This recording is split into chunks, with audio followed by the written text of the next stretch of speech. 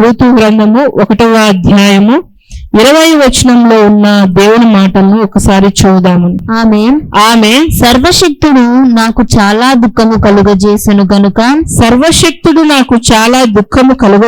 గనుక నన్ను నయోమి అనక మారా అనుడి. 21వ వచనం. నేను సమృద్ధి గల దానిని వెళ్ళితిని యెహోవా నన్ను రిక్తురాలినిగా తిరిగి రాజేసెను. ఇక్కడ చూసినట్లయితేనా రూతు గ్రంథంలో అత్త అయిన నయోమి గురించి ఇక్కడ మనం కొన్ని మాటలను తెలుసుకుందాం. మొదటి వచనంలో చూసినట్లయితేనా న్యాయాధిపతులు ఏలిన దినములందు దేశంలో కరువు కలగగా యూదా బెత్లెహేము నుండి ఒక మనుషుడు తన భార్యను తన 2 కుమారులను వెంటబెట్టుకుని మోయాబు దేశమునకు కాపురమునకు వెళ్ళెను. అక్కడ వాళ్ళ పేర్లు ఉన్నాయి. ఆ మనుషుని పేరు ఎలీమెలెకు, ఆయన భార్య పేరు నయోమి, 2 కుమారులు మహ్లోము, కిల్యోను. ఒక కుటుంబం బెత్లెహేముపురం.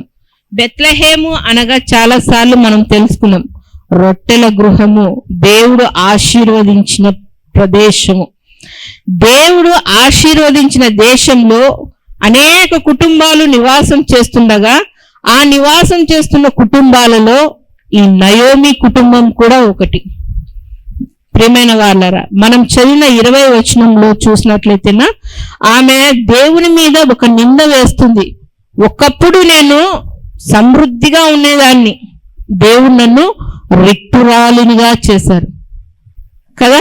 చాలా మంది అనేదే కదా, అంత కొంత నష్టం కలిగినా, అంత వ్యాధి వచ్చినా మనలో లోపం ఏమైనా ఉందా, నా నడవడికలో నా ప్రవర్తనలో ఏమైనా తప్పు ఉందా అని మొదటిగా మనల్ని మనం పరిశీలన చేసుకోం. కానీ ఏమీ ఎరగనట్లు దేవుని మీద ఒక నింద మోపుతాం.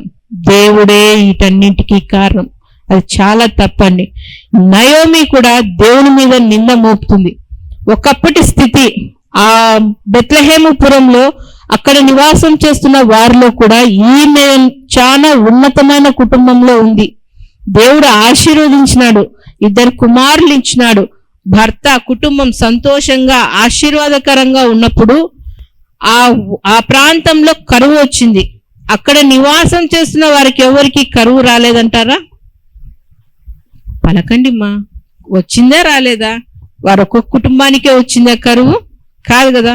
అక్కడ ఎన్నో కుటుంబాలు ఉన్నాయి, అన్ని కుటుంబాలు వెడలిపోలేదు. ఇప్పుడు మనం గమనిస్తుంటాం, కొన్ని ప్రాంతాలలో కరువు ప్రాంతాలని వలస వెళ్ళిపోతూ ఉంటారు కూలీలుగా. పల్లెలు విడిచేసి పట్టణాలకు వెళ్ళి, ఎవరో ఎందుకండి, వ్యవసాయం చేసుకునే వాళ్ళే. వానలు లేవు, పంటలు లేవు, కుటుంబం సరిగ్గా గడవలేని స్థితిలో ఉంది, బిడ్డల్ని పోషించుకోవాలా, చదివించాలనేసి చాలా కుటుంబాలు వ్యవసాయాన్ని విడిచిపెట్టేసి పట్టణానికి వచ్చి ఏదో ఒక పని చేసుకోవడానికి కొన్ని కుటుంబాలు వలస వస్తాయి. అలా వలస వెళ్ళే ఆ ప్రాంతాన్ని కరువు ప్రాంతము అంటారు.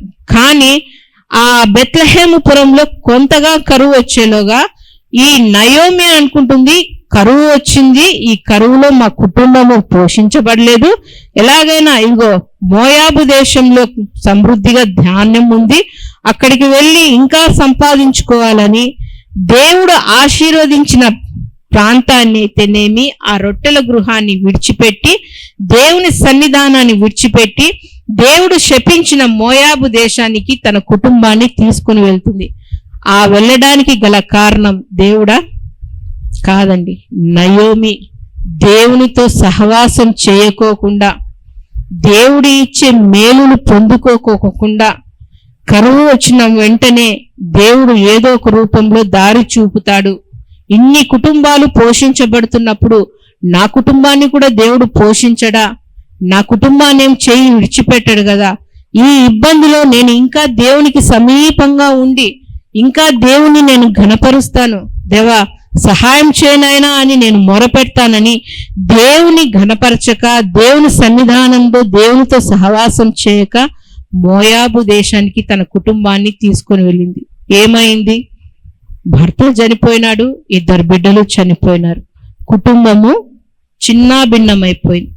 దేవుని సన్నిధానాన్ని ఎప్పుడైతే కోల్పోతామో, విశ్వాసులమైన మనము కూడా వాక్యం నచ్చక, హెచ్చరింపులకు నచ్చక, ఎవరో ఏదో మాట అంటున్నారో ఆ మాటలను బట్టి సంఘంలో మేము కలిసి ఉండలేము, మాకు నచ్చలేదు అని బయటికి వెళ్ళిన వారు, దేవుని సన్నిధానం నుంచి దూరమైన వారి యొక్క పరిస్థితిని చూస్తే, చాలా మంది మందిరం స్థాపించబడినప్పటి నుండి మేము వాళ్ళని చూస్తూ ఉన్నాము.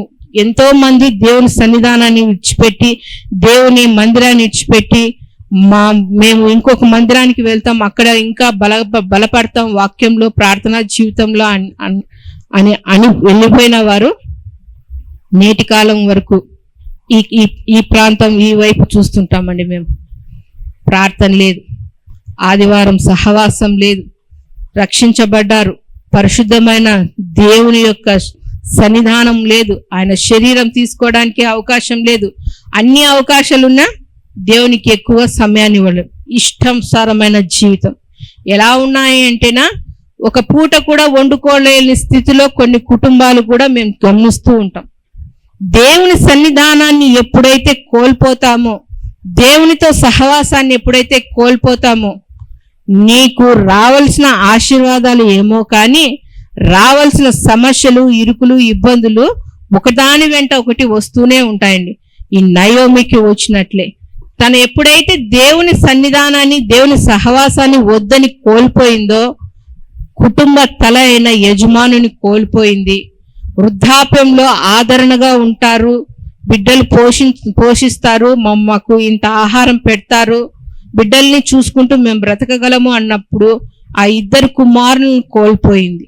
ఆ కోల్పోవడంలో దేవుని మీద నెపం అంటే ఏమని చెప్తుంది ఆ 20వ వచనంలో మరొకసారి చూద్దాము.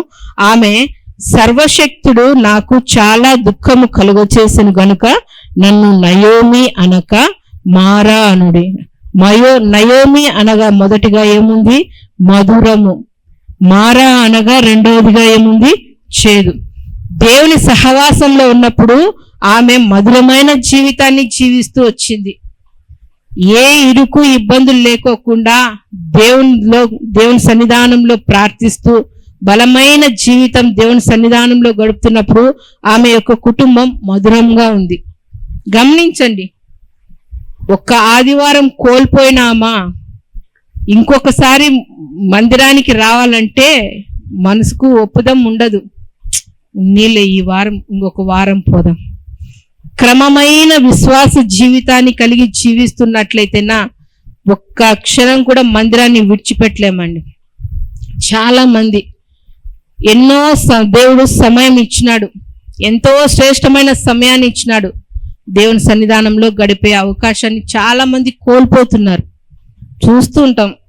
ఒక 4 వ్యక్తులు మాత్రమే ఉదయకాలం వచ్చి దేవుని సన్నిధానంలో ప్రార్థన చేసుకొని వెళ్తారు. కానీ ఈ చుట్టుపక్కల ఉన్నారు, ఎదురుగా ఉన్నారు, వెనకల ఉన్నారు, సమీపంలోనే ఉన్నారు. సమస్యలను బట్టి ఇంట్లోనే కృంగిపోతూనే ఉంటారే కానీ దేవా ఈ సమస్యకు కారణం నేను, నాకు జ్ఞానం లేదు, నాకు జ్ఞానం ఈ తండ్రి, నా కుటుంబాన్ని కట్టుకోవడానికి నాకు తెలివి నీ తండ్రి, నా కుటుంబ యజమానితో నేను ఎట్లా మాట్లాడాలి, నా పిల్లల్ని నీ క్రమంలో ఎట్లా పెంచాలి, వారిని దైవిక క్రమంలో ఎలా నడిపించాలో నాకు జ్ఞానం ఈ తండ్రి అని వేకుజామునే వచ్చి దేవుని సన్నిధానంలో మొరపెట్టే వాళ్ళు చాలా తక్కువ అండి. ఏళ్ల మీద లెక్క పెట్టుకోవచ్చు. సమయం ఉంది, సమయం చాలా ఉంది, కానీ నిర్లక్ష్యం. సహవాసం అంటే బాధ, ఎంతసేపు ప్రార్థనలోనే ఉండాలని అని కోల్పోయిన తర్వాత, సమస్యలు అధికమైన తర్వాత ఎవరో ఒకరు చెప్తే దేవుని సన్నిధానానికి వచ్చి ప్రార్థన చేసుకో అంటే ముచ్చటగా 3 రోజులు 4 రోజులు వచ్చి ప్రార్థన చేసుకుంటారు. కానీ తిరిగి సమాధానంగా దేవునితో కంటిన్యూషన్గా ప్రార్థనా జీవితాన్ని కలిగి ఉండారండి. ఈ నయోమిలాగే చాలా మంది మన సంఘంలో కూడా ఉన్నారండి. అధికమైనప్పుడు మాత్రం దేవుడు గుర్తుకొస్తాడు. ఆ సమస్య రాకముందే దేవాని ఆయన పాదాలు పట్టుకుంటే ఆ సాతాను యొక్క క్రియలు గుమ్మంలో నుంచి బయటికి పారదోలేవాడుగా ఉన్నాడు మన దేవుడు. దేవుని ఆశ్రయించడు, ఆయన పాదాలు పట్టుకోరు, ఆయనతో సహవాసం చేయరు, నా కుటుంబానికి మేలు కలగచేయి, నెమ్మది కలగచేయి అని దేవుని సన్నిధానంలో మొరపెట్టరండి చాలా మంది. లోకానుసారమైన ఆలోచనలతోనే గడుపుతున్నారే కానీ దేవునికి ఇష్టమైన ఆలోచనలతో గడపడం లేదు. రండి, ఇప్పుడైనా జ్ఞాన హృదయాన్ని కలిగి స్త్రీలమైన మనము ప్రార్థన చేయండి అంటే భలే బాధ అవుతుందండి. ఒక్కరి నోర్లు తెరవరండి. ఏం దేవునితో మాట్లాడడానికి ఏమవుతుంది? ఇంటి దగ్గర కూర్చొని గలగలగల మాటలు మాట్లాడుతుంటారు కదా, 4 మాటలు దేవునితో మాట్లాడలేని స్థితిలో ఉన్నారే, ఏం మేలు పొందుకోవాలనుకుంటున్నారు? నాకైతే చాలా బాధ కలుగుతుంది. ప్రార్థన చేయండి అంటే గొమ్మగా ఉంటారు. పేరు పెట్టి ఫలానా వ్యక్తులు ప్రార్థన చేయండి అంటే అప్పుడు చేస్తారు. దేవా, నీతో మాట్లాడే భాగ్యం నాకు వచ్చింది, ఈ శ్రేష్టమైన సమయం నాకు వచ్చింది తండ్రి. ఉదయకాలం నుంచి ఇంతవరకు నా కుటుంబాన్ని నీ కృపలో జ్ఞాపకం చేసుకుంటున్నావు. నా యజమానుడు వేకువజామునే ఇంకా చీకటిగా ఉండగానే పనికి వెళ్తున్నాడు. ప్రయాణాలలో రాకపోకలలో నీ భద్రత ఉంచు, మంచి ఆరోగ్యమి, నీ కాపుదలయ్యి క్షేమంగా తిరిగి కుటుంబానికి నడిపించినావు. ఆయన కష్టార్జితం నువ్వు ఆశీర్వదించినావు కాబట్టి మా కుటుంబం ఇంటిల్లిపాది ఇంత ఆహారం భుజిస్తున్నావు, మంచి ఆరోగ్యాన్ని ఇచ్చినావు. ఏమిచ్చి నీ రుణాన్ని మేము తీర్చుకోగలం తండ్రి అని మోకరించి ప్రార్థించే స్థితిలో చాలా మంది స్త్రీలు లేరండి. తప్పండి. దేవునికి ప్రతి ఒక్కరం లెక్క చెప్పుకోవాలా. సమయం ఉందా, ఎప్పుడు నేను ప్రార్థన చేయాలా అనే ఆసక్తితో ఉండాలి కానీ అనాసక్తితో నిర్లక్ష్య భావంతో దయచేసి ఉండకండి. లేనిపోని సమస్యలు మనమే కొని తెచ్చుకుంటాం. 4 మాటలైనా ఉదయకాలం నుంచి ఇంతవరకు కాపాడినావు, నీకు స్తోత్రములు. ఇదిగో వాక్య పరిచర్య జరుగుతుంది, మాకు మంచి జ్ఞానం ఇవ్వు. ఆ మాటలు మేము ధ్యానిస్తున్నప్పుడు ఆ వాక్యానుసారంగా మేము జీవించడానికి, మా ఇండ్లు కట్టుకోవడానికి, మా బిడ్డలను మార్చుకోవడానికి సహాయం చేయనని 4 మాటలు మాట్లాడడానికి ఏమవుతుందండి? సహవాసం నిర్లక్ష్యంతో ఉన్నారు కాబట్టి చాలా మంది, కొన్ని కుటుంబాలు అదే స్థితిలో ఉన్నాయి. నయోమిలాగా ఉండకండి, అవకాశవాదంగా ఉండకండి. సమస్య తనే కొని తెచ్చుకునింది. దేవుని సన్నిధానాన్ని, దేవుని సహవాసాన్ని కోల్పోయి తన చేజేతులారా తన కుటుంబాన్ని పాడు చేసుకుని ఏమంటుంది తిరిగి? దేవుడు నాకు అన్యాయం చేశాడు. దేవుడు అన్యాయం చేసేవాడు కాదండి, న్యాయమూర్తి, న్యాయాన్ని జరిగించేవాడు, నీ పక్షాన నిలబడి నీకు మేలు చేసేవాడు దేవుడు. దేవుణ్ణి శోధించకండి. ఆయన మనల్ని పరిశోధిస్తాడు. ఏ రీతిగా? నా బిడ్డ నాతో మాట్లాడుతుందా? ఆయనకు సమస్తం తెలుసు. మన జీవిత విధానం, మనం ఎలా జీవిస్తామో, ఎలా మాట్లాడతామో, తల్లి గర్భంలో మనం పిండంగా ఉండంగానే మన బతుకు అంతా దేవునికి తెలుసు. తెలిసి కూడా నాకు మొరపెడతారా, నేను ఇవ్వడానికి సిద్ధంగా ఉండాను, నా సన్నిధానానికి వస్తారా, నాతో సహవాసం చేస్తారా చేయరా అని చూసేవాడుగా ఉన్నాడు.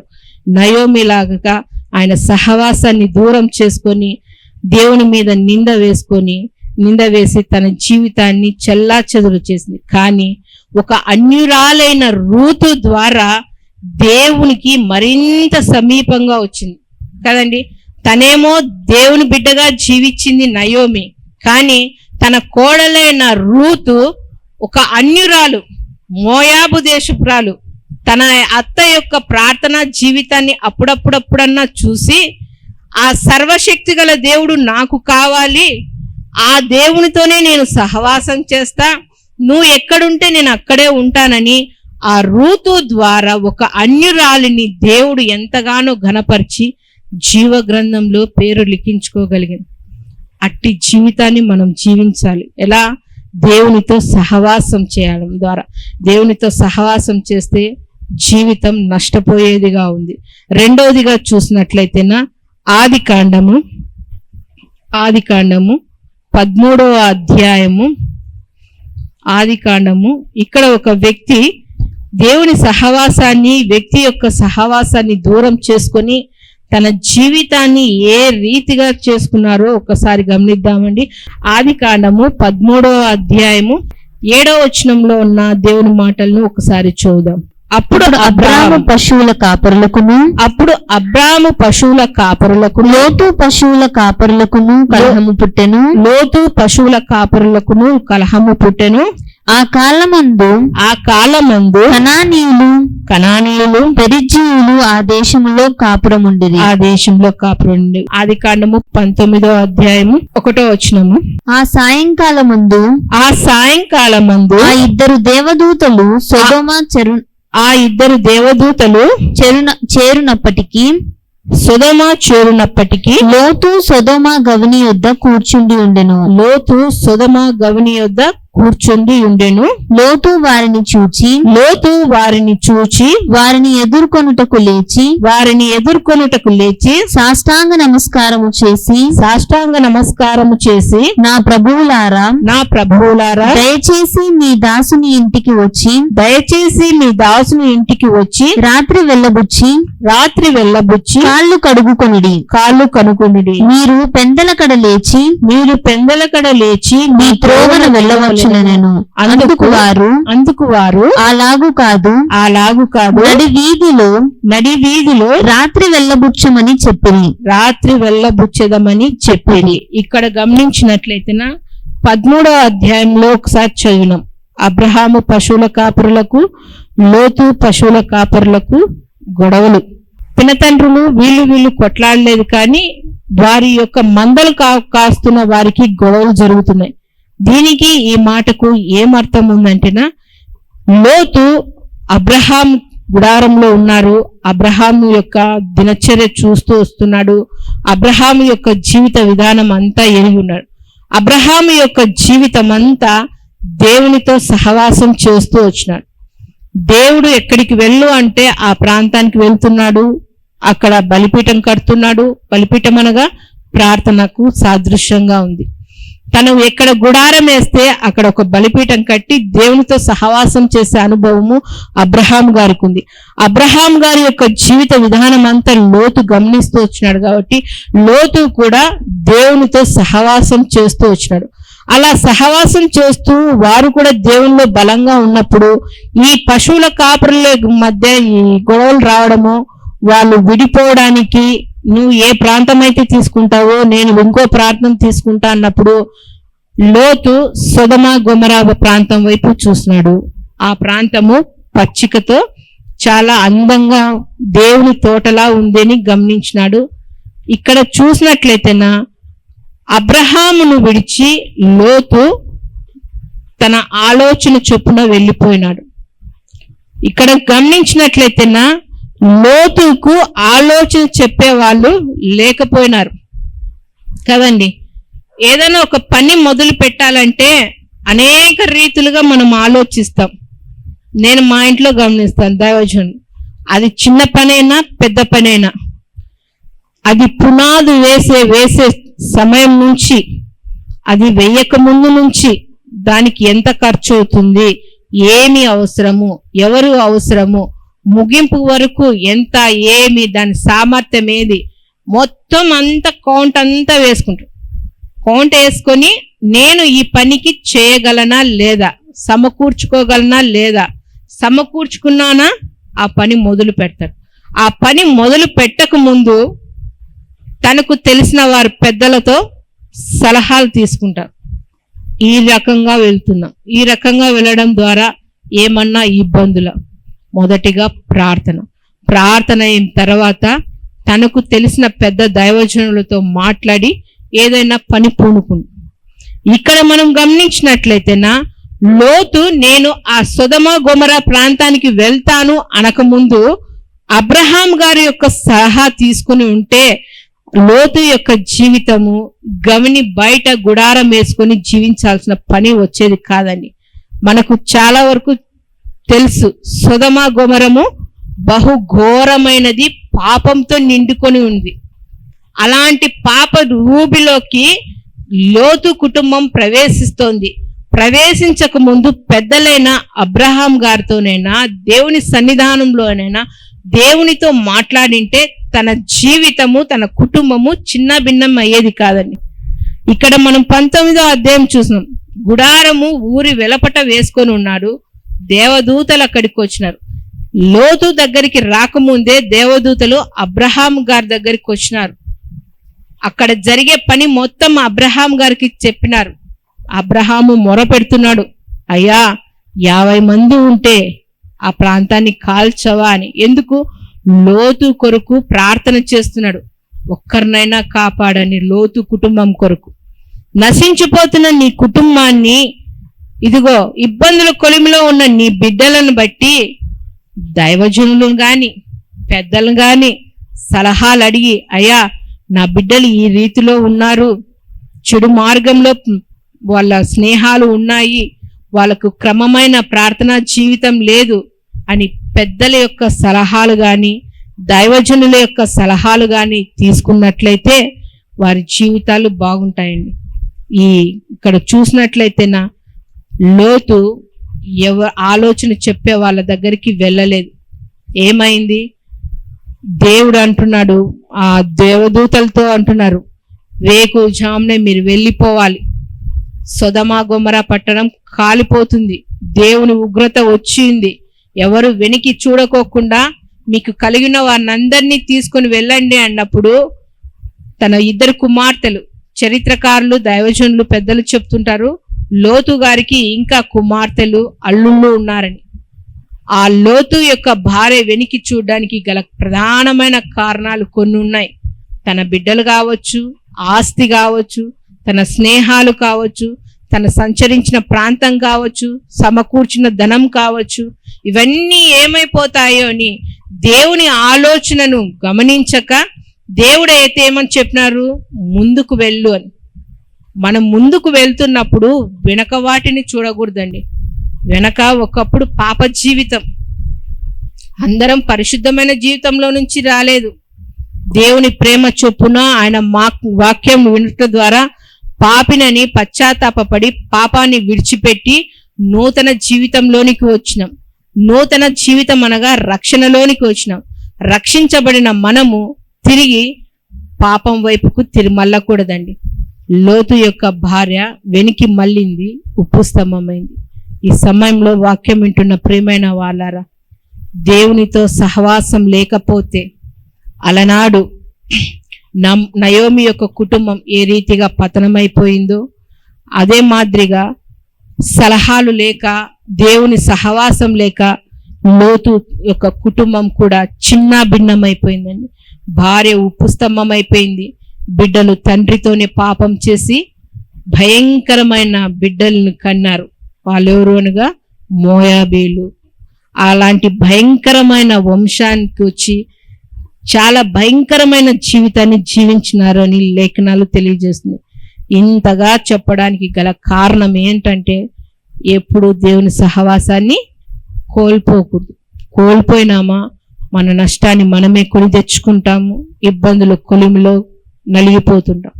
అదే హెబ్రీయులు రాసిన పత్రికలు అంటారు కదా, పౌలు గారు ఒకసారి వెలిగింపబడిన తర్వాత, అంటే ఒకసారి రక్షించబడిన తర్వాత ఆ రక్షణను ముందుకు కొనసాగించుకుంటూ వెళ్ళాలి, దేవునితో సహవాసం చేసుకుంటూ వెళ్ళాలి, దేవుణ్ణి ఘనపరుస్తూ వెళ్ళాలి. కానీ ఆ వెలిగించబడినది ఆరిపోయేటట్లు చేసుకోకూడదు.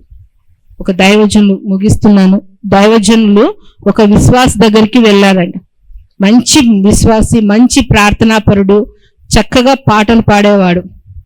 అలాంటి వ్యక్తి ఒక నెల రోజులు దేవుని సన్నిధానానికి రాలేదంట. అది సహజం అండి. ఏ దైవజనులైనా కానీ క్రమమైన విశ్వాస జీవితం కొనసాగించే వాళ్ళు ఎవరైనా మందిరానికి రాకపోతే వాళ్ళ కుటుంబాన్ని దర్శిస్తారు. ఏం పలానా కారణం ఏది, ఏం జరిగింది, ఏం కథ అని కనుక్కోవడానికి. ఇలా దైవజనులు వెళ్ళి, ఏమబ్బాయి ఈ మధ్య సరిత రావడం లేదు, ఏం పరిస్థితి అంటే, ఎందుకండి నేను ఇంట్లోనే ఉండి ప్రార్థన చేసుకుంటున్నాను, ఇంట్లో ఉండి బైబిల్ చదువుకుంటున్నాను, మందిరం ఎందుకు అని.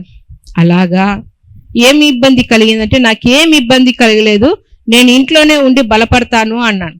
సరే బలపడు అని చెప్పి ఆయన వెళ్తూ ఇంటి ముందర ఒక పొయ్యి రగులుతుందంట. వాళ్ళమ్మ నీళ్ళు కాల్స్తున్నప్పుడు అబ్బాయి ఇట్లా రాని పిలిచినాడంట దైవజనులు. ఏమయ్యా అని బయటకు వచ్చినప్పుడు ఆ రగులుతున్న కట్టెలో నుంచి ఒక కట్టె బయటికి తీ అన్నాడు.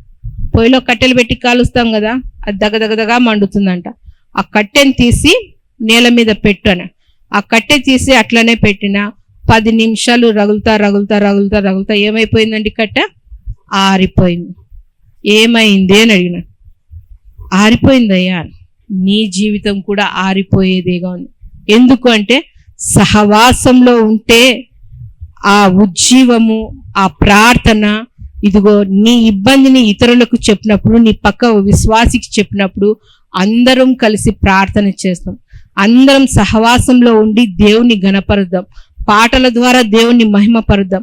ప్రార్థన ద్వారా దేవుణ్ణి ఇంకా ఘనపరుస్తాం. సహవాసం ద్వారా అనేక మేలులు పొందుకుంటావు. సహవాసం లేకోకుంటే ఈ కట్టెలాగా బొగ్గైపోతుంది నీ ప్రార్థన జీవితం. అనగానే ఆ విశ్వాసి మారు మనసు పొందుకొని, అయ్యా నేను రక్షించబడ్డాను కాబట్టి నా విశ్వాసాన్ని నేను వెలుగునిస్తూనే ఉంటాను, అంటే నా విశ్వాసాన్ని నేను ఆర్పుకోను, నా ప్రార్థనా జీవితాన్ని నేను నిరుత్సాహపరచుకోను, ఇంకా ఇంకా దేవునిలో బలంగా ఉంటాను అంటున్నాను. ఈ సమయంలో దేవుడు మనతో మాట్లాడుతున్నాడు. ప్రియమైన విశ్వాసులారా, ఏ ఇబ్బందులు వచ్చినా దేవుని సహవాసాన్ని కోల్పోవకండి. దేవుని నుంచి మేలును దూరం చేసుకోవకండి. ఆయన ఇచ్చుటకు సిద్ధమైన మనసు గలవాడు గనుక ఆయన నుంచి ఇంకా మనం రాబట్టుకోవాలి. పసిబిడ్డలు మన దగ్గర, మన బిడ్డలు ఏదైనా కావాలంటే ఎంతో గోంపడతారు. అది చాక్లెట్ అయినా ఏదైనా కానీ అది పొందుకోవడానికి ముద్దులు పెడతారు, అట్లా తిరుగుతారు, ఇట్లా తిరుగుతారు, మన చుట్టూరే తిరుగుతుంటారు బిడ్డలు. వాళ్ళకి కావాల్సినది తీసుకునేంత వరకు ఆ ప్రేమను బట్టి మనం కరిగిపోయి మనకునేది పిల్లలకి ఇస్తాం. పసిబిడ్డలకి అంత ప్రేమగా మనము ఇస్తుంటే ఈ జీవాన్ని ఇచ్చిన దేవుడు, మనల్ని ఈ భూలోకానికి నడిపించిన దేవుని దగ్గర ఇంకెంత మనం రాబట్టుకోవచ్చండి? కన్నీటి ద్వారా, ప్రేమ ద్వారా, దేవా నువ్వు తప్ప నాకు ఎవరున్నారు నాయన సహాయం చేయడానికి అని మొరపెడితే దేవుడు సహాయం చేస్తాడు. మారు మనసు పొందుకుందాం. అందరూ చక్కగా ప్రార్థన చేసేవాళ్ళే, కానీ బ్యాండేజ్ వేసుకోవాకండి. దేవుడిచ్చే మేలులు పోగొట్టుకోవాకండి. 4 మాటలైనా దేవునితో మాట్లాడండి. ఆయన ఇచ్చే మేలులు, సమృద్ధి అయిన మేలులు పొందుకుంటూ మన కుటుంబాన్ని కూడా దేవునిలో ఇంకా క్రమంగా నడిపించుకుందాం. ప్రార్థన చేసుకుందాం. తలలో ఉంచినట్లయితే ప్రార్థన. మహాపరిశుద్ధుడు అయిన మా తండ్రి, మీ ఘనమైన నామమునకు స్తోత్రములు దేవా. మీ కృపలో మీ అమూల్యమైన మాటలను మేము ధ్యానించున్నాం తండ్రి. యోబు గ్రంథకర్త తండ్రి చాలా బలమైన మాటలు తండ్రి మాతో మాట్లాడి ఉన్నారు నాయన. ఆయనతో సహవాసము చేసిన ఎడల నీకు సమాధానము, మేలు కలుగును అన్నాను. అవును తండ్రి, ఈ లోక యాత్రలో ఎన్నో ఇబ్బందులు, ఇరుకులు, కష్టాలు, వ్యాధి బాధలు అనుభవిస్తున్నప్పుడు నైనా మీ పాదముల చెంతకు వచ్చినప్పుడు ఎంతో నెమ్మదిని ఇచ్చే గొప్ప దేవుడై ఉన్నారు తండ్రి. అది గ్రహించక తండ్రి ఎంతో మంది తండ్రి మీ సహవాసాన్ని కోల్పోతూ వ్యర్థంగా సమయాన్ని గడుపుతున్నారు నాయన. తండ్రి ప్రతి సమయాన్ని తండ్రి మీరు లెక్క అడిగే దేవుడు తండ్రి. ఆ లెక్క అడిగే గుంపులో తండ్రి నైనా మేము నిత్యము మీ సన్నిధానంలో మీతో సహవాసం చేస్తూ మీరిచ్చే మేలును పొందుకునే బిడ్డలం తండ్రి అని మేము గర్వంగా చెప్పుకునేటట్లు ఉండేందుకు సహాయం చేయమని ప్రార్థిస్తున్నాం తండ్రి. శ్రేష్టమైన మీ మాటలను ధ్యానించిన మాటలు తండ్రి విని విడిచిపెట్టక తండ్రి మా హృదయంలో పదిలపరుచుకుని మీ వాక్యానుసారంగా జీవించే మనసును, బ్రతుకును మాకందరికి అనుగ్రహించమని వేడుకుంటూ తండ్రి, ఎవరైనా వ్యాధి బాధలలో, ఇరుకు ఇబ్బందులలో ఉండి దేవా సహాయం చేయనాయనా అని మీకు మొరపెడుచున్నారో తండ్రి, అట్టి బిడ్డల యొక్క మొరను మీరు ఆలకించి తండ్రి మీ మేలులతో తృప్తిపరచమని అడుగుతూ మమ్మల్ని మేము తగ్గించుకుంటూ మీ గొప్ప నామమును హెచ్చిస్తూ మాకు రక్షకుడు, ప్రాణ విమోచకుడు అయిన నజరేయుడైన యేసుక్రీస్తు నామంలో ప్రార్థించి వేడుకొనుచున్నాము తండ్రి. ఆమేన్. మా చిరునామా దైవజనుడు బ్రదర్ ఓ రూబేన్ గారు, క్రీస్తు ప్రార్థనా మందిరం, డోర్ నెంబర్ 1-10-386, నగరిగుట్ట, పులివెందుల, కడప జిల్లా. మీ ప్రార్థనా అవసరాల కొరకై సెల్ నంబర్ 9989067409.